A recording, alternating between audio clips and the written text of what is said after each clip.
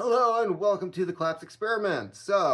I have another book that I have read recently that I'm going to be talking about called The Humbling by Philip Roth. I am very familiar with Philip Roth's works. Uh, I've read maybe 20% of his catalog. And this one I just happened to come by on accident. I've never actually gone through and looked at his list of published material. I just happen to come across them when I do, grab them, and it becomes very obvious to me as to whether or not I have it or not.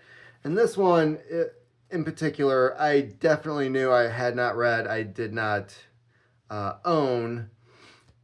And it's about an actor, a very successful actor named Simon Axler, who has basically a mental breakdown out of nowhere. He's later on in life, he's in his 60s, early 70s, and he suddenly realizes he lost the ability to act, which creates more stress and anxiety, so that when he tries to act again in the future, he can't do his job.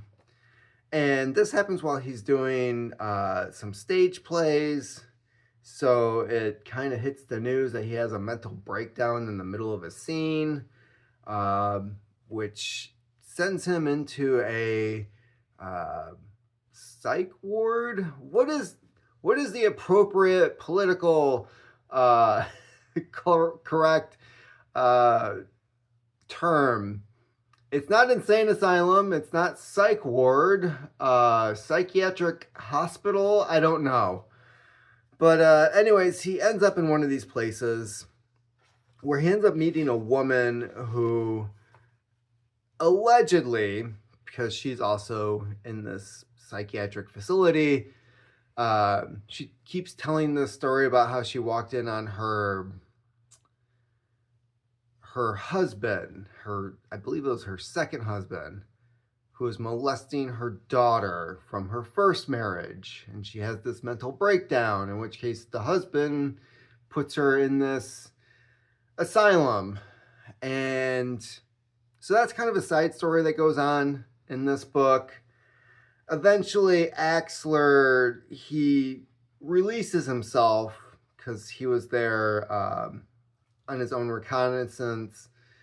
So he goes back to his life. He ends up getting divorced. And then he ends up meeting this woman who he knew, because he's freaking old, from birth. Like, he was good friends with her parents when he was young. And so he meets this 40-something-year-old woman that he was actually there at the hospital when she was born. And so he's technically known her entire life. They bump into each other, and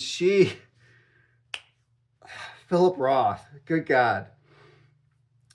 She had lived her life as a lesbian up until this point, and then she meets this old guy that she's for some reason attracted to, and he lavishes her with he's got all this money, so he's taking her out and buying her nice outfits. I believe he gets her a car at one point. She has a room in his mansion that she redecorates so that she feels at home living there. Then everyone has an issue with the relationship because of the 30-plus year age difference between the two of them, and how she was with a woman for years previously before this whole thing. It goes downhill quick after that. It gets to the point where she starts having affairs. And keep in mind, she's like in her early 40s. She starts having affairs with high school girls. She'll go to like softball games, and she can pick out the ones on the field who are definitely playing for the same team.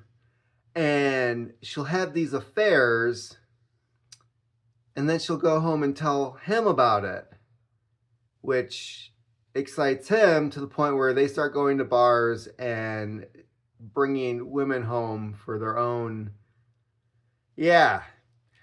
So, where the book comes to a conclusion, I don't want to ruin the ending. So, if you don't want spoilers, if you have an interest in this book, stop the video now, and I'm going to go on as to what happens between these two, because it is a very short book. I mean, there isn't a whole hell. I mean, there's a lot that happens in it, but it's a very quick read. So she ends up leaving him in the end, of course.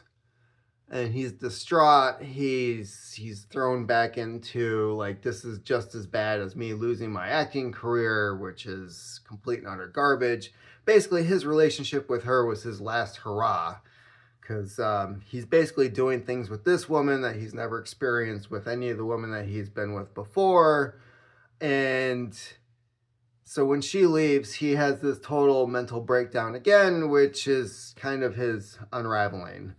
I don't know. He wrote this. I'm going to find out when the hell Philip Roth wrote this. 2009. So he was older himself. And I don't know what it is about some of these writers when they get to a certain age where it's like their prime years of hooking up with younger women apparently is gone. So they dive into writing about basically their fantasies of what they wish would still happen later on in their career. I don't know. But Philip Roth did it. Murakami did it in 1Q84.